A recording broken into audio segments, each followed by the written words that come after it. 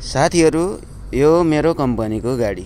अब यसमा गाडी अल्लाना ट्रान्सफर लेखेछ, कोहीमा अल्लाना इन्टरनेशनल लेखेछ हैन।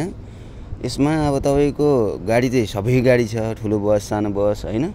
बाजदी धेरै साथीहरुले कमेन्ट गर्नु भएको थियो, ल आउनु पर्यो म नि आउँछु, कसैले लाइसेन्सको फोटो पठाउँछु यता उता भनेको थियो।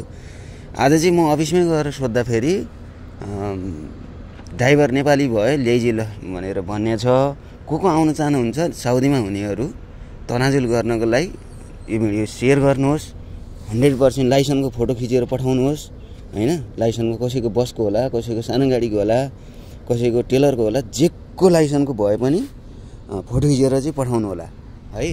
अनि मजाले चाहिँ म त्यो कमेन्टमै चाहिँ फोटो खिचेर पठाउनु होला, भिडियो शेयर गर्नु होला। धेरै पहिलादेखि म भिडियो हाल्नेको कारणले गर्दा धेरै साथीहरुले सोध्नु भएको थियो हैन। गाडी चाहिँ सबै गाडी हुन्छ, कोही सानो कोही ठुलो बस, कोही कोस्टर बस हैन। यो हाइसहरु कोही यस्तो छ जेएमसी हैन, पुराडो गाडीहरु यस्तै चलाउने हो है। जो यही साउदीमा तनाजुल गर्ने इच्छुक हुनुहुन्छ, सेलरी 3000 हैन। जो को फिक्समा सेलरी 3000 दिन्छ है। नयाँमा अब 2 वर्षपछि 3300 नि हुन्छ। कोही ठाउँमा त्यो आफ्नो लकको कुरो नि हो। जे भए नि 1 लाख रुपैयाँ चाहिँ मजाले कमाउन सकिन्छ। यो कुरो यो भिडियो झुटो हैन, सत्य भिडियो हो। यसमा कमेन्ट गर्नुहोस्, शेयर पनि गरिदिनुहोस् ताकि आउने साथीहरु, तनाजुल गर्ने साथीहरुसम्म पुगोस्। पहिला धेरैले कमेन्ट गर्नु भएको थियो यसकै बारेमा।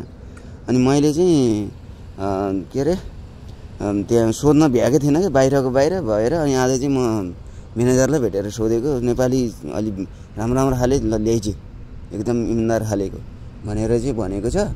लाइसेन्स र अकमाहरु के सकिया भयो नि केही फरक पर्दैन, सकियाको अकमा अनि लाइसेन्सको फोटो खिचेर हाल्दिनु होला। भिडियो यति नै यो भन्दै है तपाईहरु यही टुङ्ग्याउन चाहन्छु। ल यति भिडियो शेयर पनि गरिदिनु होला। आउने इच्छुक हुने साथीहरु मजाले आउन सक्नुहुन्छ है त। ल तनाजुलको लागि अफर हो साथीहरु है। सिधमिति पाउँदैन।